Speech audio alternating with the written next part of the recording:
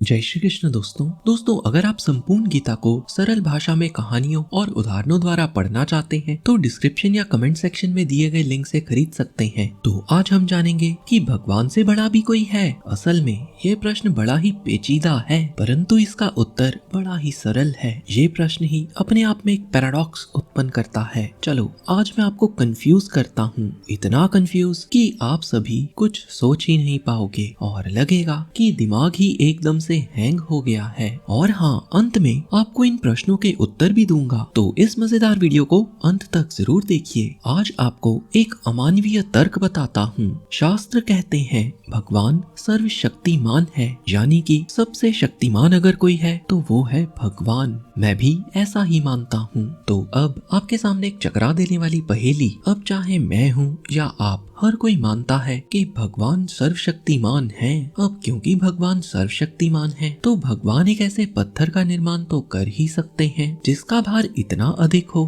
कि उस पत्थर को पूरी दुनिया में कोई ना उठा सके। कोई भी नहीं, मतलब कोई भी नहीं, स्वयं भगवान भी नहीं। क्योंकि अगर भगवान ने उस पत्थर को उठा लिया तो कोई तो है जो उस पत्थर को उठा ही लेगा। और अगर भगवान सर्वशक्तिमान होने के नाते स्वयं उस पत्थर को नहीं उठा सकते तो उनके सर्वशक्तिमान होने का कथन गलत साबित होता है। क्योंकि जो सर्वशक्तिमान है वो तो पत्थर को उठा ही लेगा। और अगर कोई कहता है कि उस पत्थर को भगवान तो उठा ही सकते हैं तो इसका मतलब ये हुआ कि भगवान एक ऐसा पत्थर नहीं बना सकते जिसको कोई ना उठा सके। तो इस हिसाब से तो अगर भगवान पत्थर बना लेते हैं जो स्वयं भगवान भी नहीं उठा सकते तो वो सर्वशक्तिमान नहीं हो सकते, क्योंकि अब वो पत्थर नहीं उठा सकते। और अगर भगवान पत्थर नहीं बनाते तो भी भगवान सर्वशक्तिमान नहीं हुए, क्योंकि भगवान अब एक ऐसा पत्थर नहीं बना सकते जो कोई भी ना उठा सके। तो इस पहेली का क्या जवाब बनता है, जरा सोचिए। इसका जवाब मैं आपको वीडियो के अंत में बताऊंगा। हाँ, ऐसी ही एक बड़ी और सुंदर कथा कभी मैंने सुनी थी, तो पहले तो उस कथा को ही सुनते हैं। ये कथा भी अपने आप में किसी पहेली से कम नहीं है, तो सुनते हैं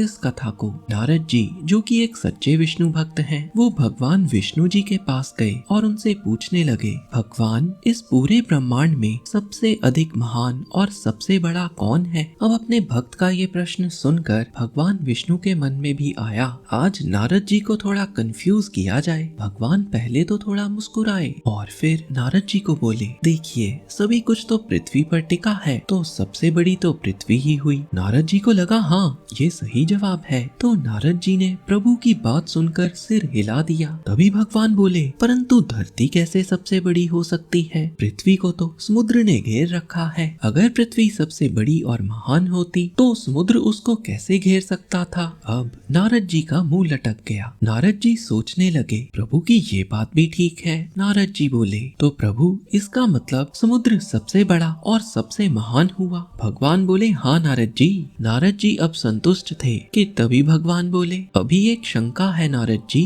अब नारद जी का तो सिर चकरा गया। नारद जी बोले, प्रभु अब कैसी शंका हुई? पृथ्वी पर सब टिका है, परंतु पृथ्वी को समुद्र ने घेर रखा है, तो सबसे बड़ा समुद्र हुआ। भगवान बोले, तो फिर समुद्र को अगस्त मुनि ने कैसे पी लिया था, तो समुद्र कैसे सबसे बड़ा हो सकता है? तो ऐसे तो सबसे बड़े अगस्त मुनि हुए। नारद जी को कुछ भी समझ नहीं आया। वो काफी देर शांत ही रहे, फिर बोले, प्रभु आप कहते हो तो मैं मान लेता हूँ कि अगस्त्य मुनि ही सबसे बड़े और महान है, तभी तो उन्होंने समुद्र पर विजय प्राप्त की थी। अभी ये बात नारद जी के मस्तिष्क में घर करने ही वाली थी कि विष्णु जी ने एक नया प्रश्न खड़ा कर दिया। विष्णु जी बोले, इसमें कोई संदेह नहीं, अगस्त्य मुनि जी ने पूरे समुद्र को पी लिया था, परंतु वो रहते कहाँ पर थे? एक छोटे से स्थान पर ही तो वह रहते थे। और अगर हम इस स्थान को आकाश से देखें तो वो स्थान तो बड़ा ही छोटा सा दिखेगा, या शायद दिखे ही ना। तो अगस्त्य मुनि कैसे सबसे बड़े हो सकते हैं? नारद जी बोले, प्रभु आपकी बात तो बिल्कुल ठीक है, मैंने तो ये सोचा ही नहीं। आकाश के सामने तो सभी कुछ छोटा ही है, आकाश के सामने सबका तो अस्तित्व ही समाप्त हो जाता है।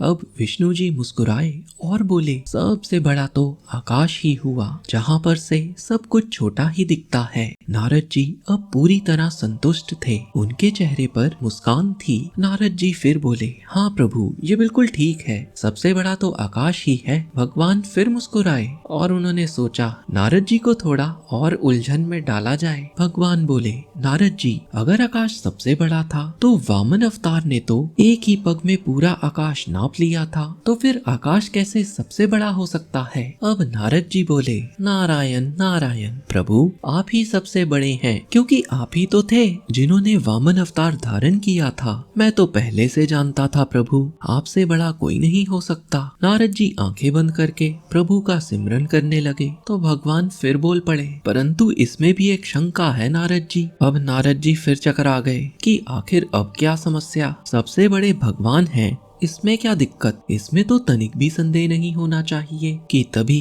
भगवान बोले, मैं सबसे बड़ा कैसे हो सकता हूँ, मैं तो अपने भक्त के छोटे से हृदय में समा जाता हूँ, और जो इतनी छोटी सी जगह में समा जाए वो सबसे बड़ा हो कैसे सकता है। तो सबसे बड़े तो आप जैसे भक्त हुए। ये बात सुनकर नारद जी की आंखों में अश्रु बहने लगे। नारद जी बोले, वाह प्रभु, सब कुछ आपसे आया, सब आप हो और आप में ही सब है, और आपने खुद को ही अपने भक्त से भी छोटा बता दिया। इसमें कोई संदेह नहीं, भगवान भक्त के वश में है। परंतु सच तो ये है कि ईश्वर से बड़ी कोई भी सत्ता नहीं। और जो पहला पैराडॉक्स आपको बताया था, वैसे इसलिए नहीं होगा क्योंकि भगवान की लीला भी होती है जिसका कोई तोड़ नहीं होता। उपरोक्त उदाहरणों से स्पष्ट है, भगवान इतने बड़े हैं कि वो बुद्धि से नहीं जाने जा सकते। भगवान को केवल भक्ति से ही जाना जा सकता है। श्रीमद् भगवद गीता के 8वें अध्याय के 14वें श्लोक में श्री कृष्ण बताते हैं, जो अनन्य भाव से मेरा चिंतन करता है और सदा मेरी भक्ति में लीन रहता है, मैं उसके लिए सरल हूँ, सुलभ हूँ। हरे कृष्णा।